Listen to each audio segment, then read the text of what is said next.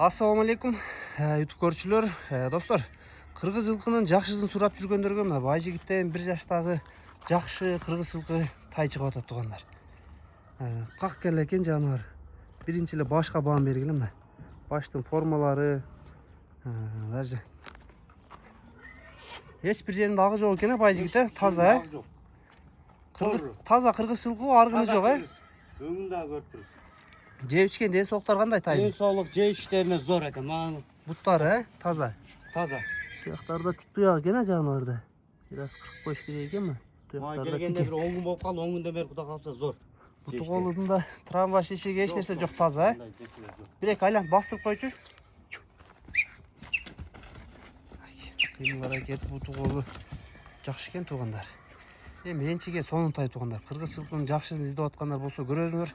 Мына Акста Байжигиттин корозунда турат. Келип көргүлө туугандар. Жанына келип көрүп багылсаңар болот.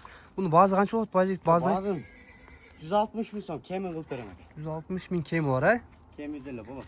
Келип көргүлө туугандар. Тай Ашабыз. кыргыз жылкыга өтө мыкты. Өзүңөр да баамдап көргүлө.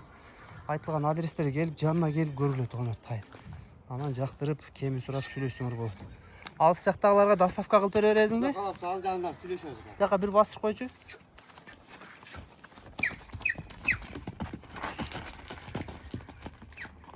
Кыймыл аракеттер өтө сонун экен. Номерлерин туугандай ар дайымкыдай астына жазайлы. Кимге кызык болсо мына байланышка чыккыла. Жакшы энчи тай издеп аткандар көргүлө, кемин сурагыла туугандар. Айтылган баазынан ар дайым кеми болот.